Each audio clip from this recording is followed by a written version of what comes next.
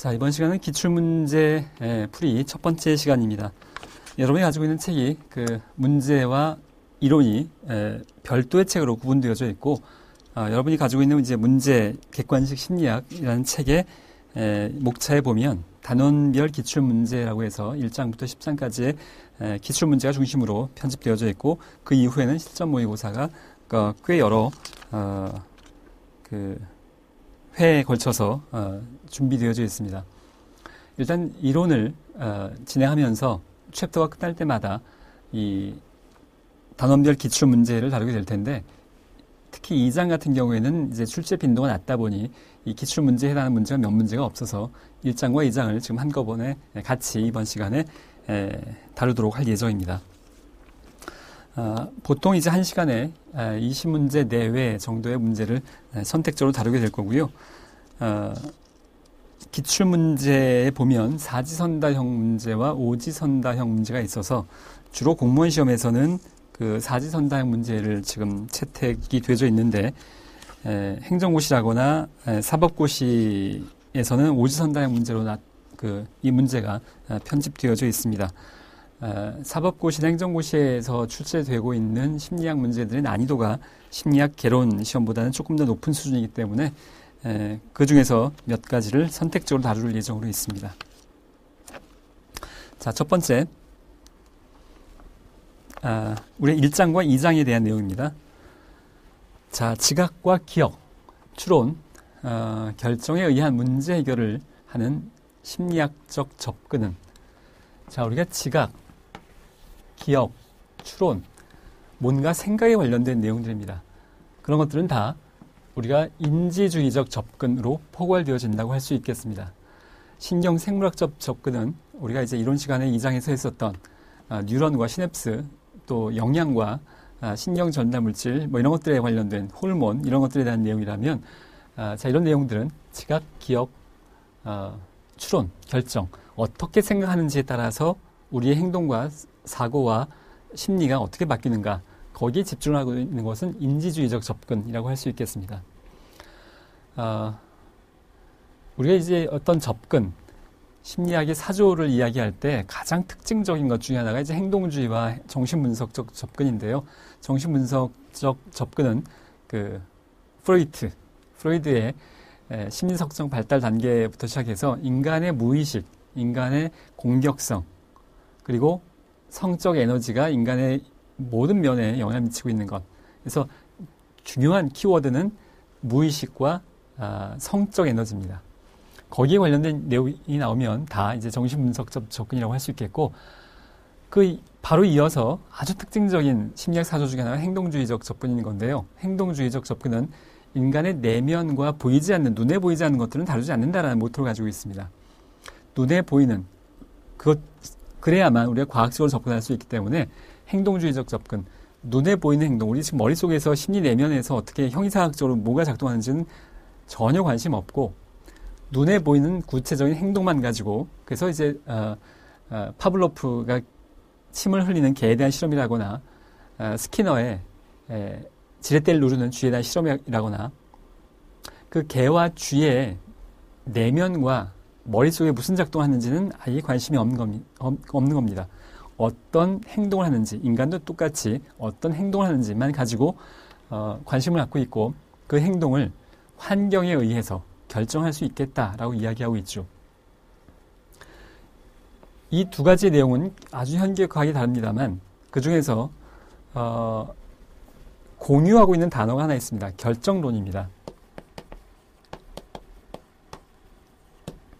둘 다 결정론으로 분류가 되는데, 정신분석적 접근은 정신결정론, 행동주의적 접근은 환경결정론. 자, 이것은 여러분 꼭 구분하셔야 될 겁니다. 우리가 앞에 이걸 이야기하지 않고 그냥 결정론이다라고 이야기할 땐 둘 다 결정론에 해당이 됩니다. 그러나 어떻게 결정되어지느냐는 판이하게 달라서 결정론인 건 공통적이지만 그 내용은 아주 전혀 비슷하지도 않아서요. 이 정신결정론은 뭐냐 하면 심리 내면의 무의식, 성적 에너지의 충동, 이것이 인간의 심리와 행동을 결정한다. 그런 의미에서의 결정론이고요. 행동주의적 접근에서의 결정론은 보상과 처벌. 100점 맞아오면 핸드폰 사줄게. 100점, 이번에도 60점 이하를 맞으면, 여러분 60점 이하면 이제 안 될 텐데요. 자, 이번에도 어떤 특정 점수 이하를 맞으면, 체벌을 한다. 그런 보상과 처벌에 의해서 환경의 영향에 따라서 인간의 행동과 심리가 결정된다. 라고 보는 것이 행동주의적 접근에서의 그런 의미의 결정론입니다. 통상 이걸 아예 이야기하지 않고 할 때도 있어서 여러분이 그 내용을 잘 구분하셔야 될 겁니다.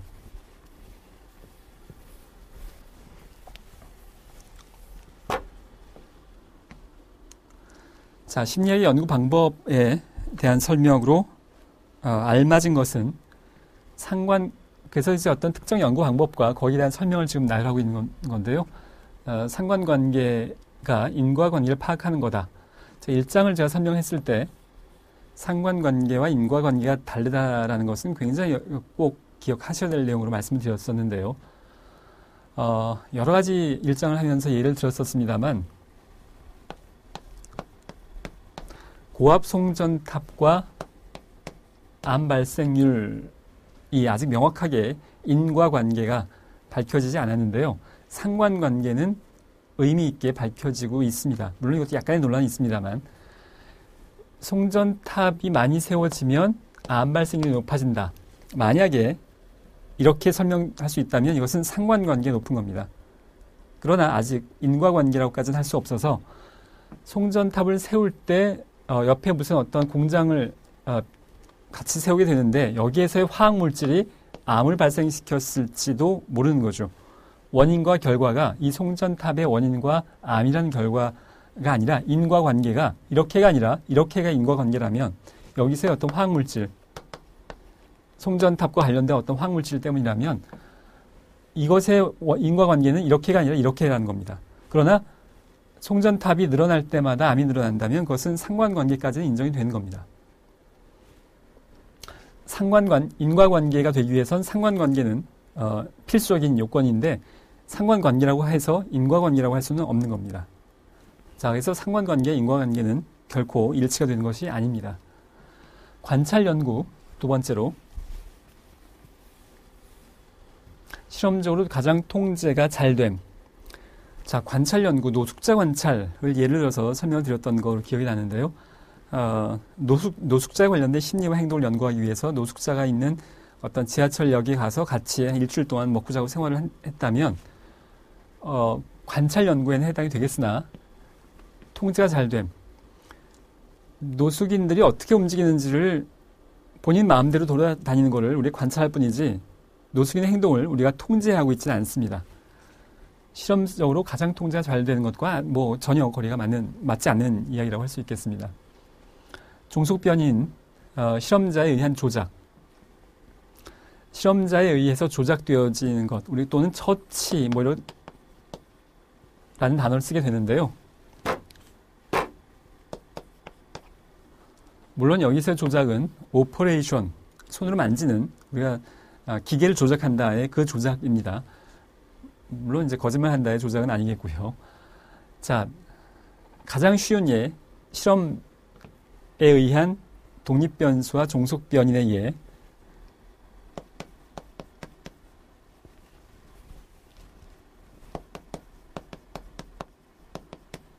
식사량이 많아지면 체중이 늘어난다.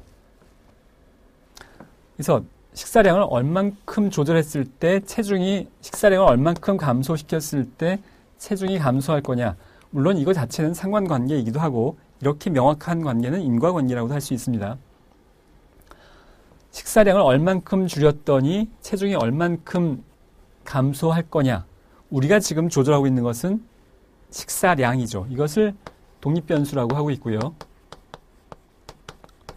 이게 원인에 해당하는 것이겠고 식사량을 우리가 이렇게도 해보고 저렇게도 해보고 그랬을 때 체중이 어떻게 결과되어지는가.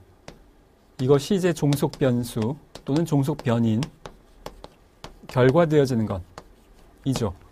종속 변이는 실험자에 의해서 조작 처치되어지는 것이 아니고 실험자에 의해서 조작되어지거나 처치되어지는 것은 원인에 해당하는 독립변수라고 할 수 있겠습니다.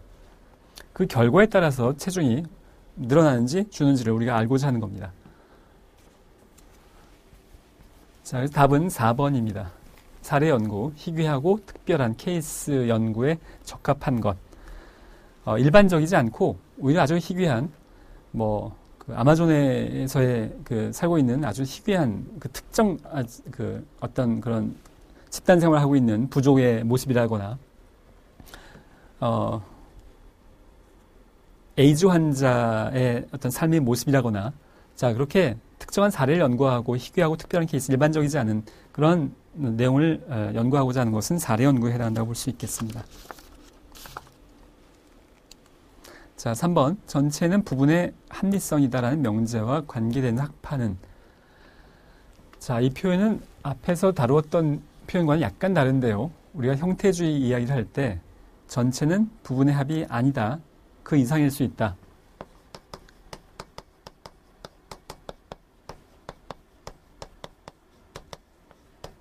과 일치가 되는 것이 아니고 뭔가 더 있다라고 설명을 했었는데 그 표현을 조금 다르게 표현을 하고 있는 겁니다. 전체는 부분의 합리성이다 라고 표현을 하고 있는 건데요. 정답은 형태주의라고 할 수 있겠고요. 과거에 이제 구조주의, 구성주의 이 분트 학파에서는 인간의 심리를 낱낱하게 하나의 그 조각조각 내서 우리가 그 물질을 다룰 때 어떤 토질의 특성을 알아낼 때 분자 단위의 원자 단위까지를 쪼개서 하나하나의 내용을 파악함으로써 그 토질을 이해하려고 하는 것처럼 이 전체의 조각을 낱낱하게 쪼개서 이해하려고 하는 방식이 아니고 형태주의는 이거의 합이 이겠으나 실제로 우리가 감각과 지각과 심리학적으로 받아들여지는 그런 내용들은 단순한 합이 아니라 뭔가 플러스 알파 더 있다는 겁니다.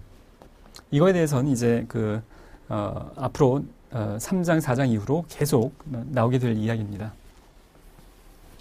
자, 전체는 부분의 합리성이다 라는 명제는 형태주의에 대한 명제라고 할 수 있겠습니다. 실험법에 대한 설명이 아닌 것은 검사실의 색채가 검사 점수에 주는 영향을 알고자 할 때 검사실의 색채는 독립변수이다. 자, 아마도 이 상황이